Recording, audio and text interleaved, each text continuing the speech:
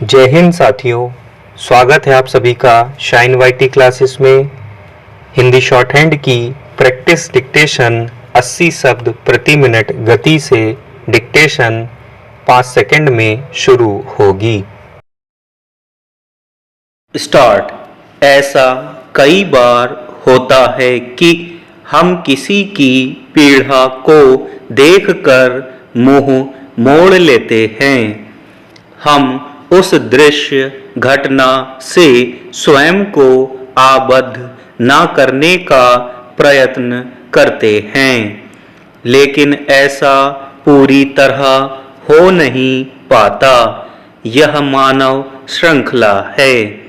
किसी की पीड़ा के दृश्य या घटना को देखते ही हमारा अंतर्मन उससे जुड़ जाता है।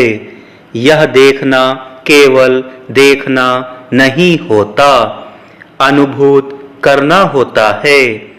दो चीजों का टकराना, इस समय जो कुछ भी घटित हो रहा है उसे देखना महज आंखों देखा हाल नहीं है। यह एक काव्यात्मक निगाह से निकट की चीजों को देखना है। हम यह देखने में लगे हैं कि कितने लोगों ने हमें देखा और ऐसा करके हम आगे निकल रहे हैं, घटनाओं में रुचियां तलाश रहे हैं। आधुनिकता के आगमन के साथ हम यथार्थ के नए धरातल पर पहुंच गए। हमारी जरूरतें ही नहीं, गैर जरूरी चीजों की सूची भी बदल गई। मानवीय श्रम और मनुष्य की चेतना की गति सीमा और विस्तार से बंधी। इसके बीच कोई नई तीसरी चीज नहीं है। यह सबके जीवन में समांतर चलती है। बावजूद इसके सबके जीवन के अनुभव भिन्न होते हैं। सुख के कारण और दुख की नियति भी भिन्न। मानव समाज हर तरह से युग्म के सिद्धांत पर चलता है।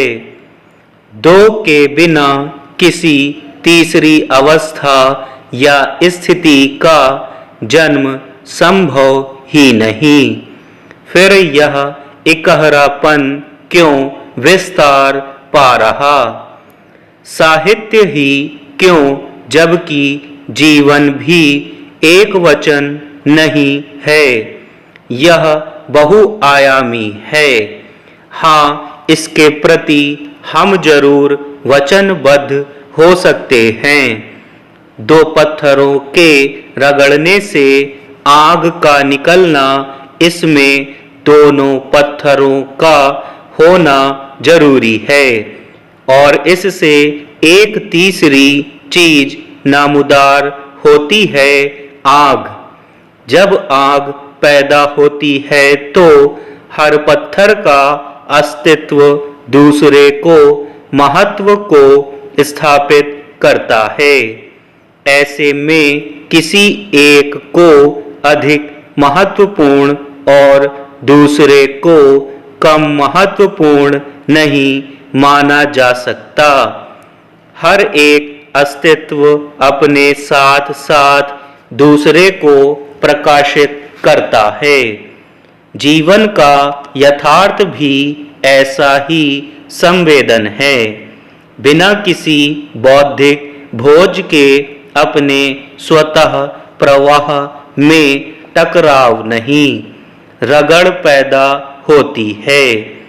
सच पूछा जाए तो अब जीवन ना तो एक सीमित दायरे में व्यक्त होता है, ना प्रकृति के अनुरूप। एक दूसरे पर आश्रित न रहने की वृत्ति ने एकाकी बना दिया।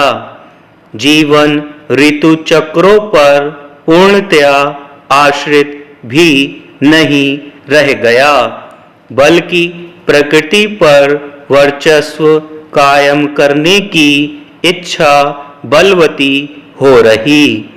भीतर पर निर्भरता का मिथक तोड़ दिया गया। इस टूटने ने उस पुरानी लय को भी जीवन से विशृंखलित कर दिया। स्टॉप।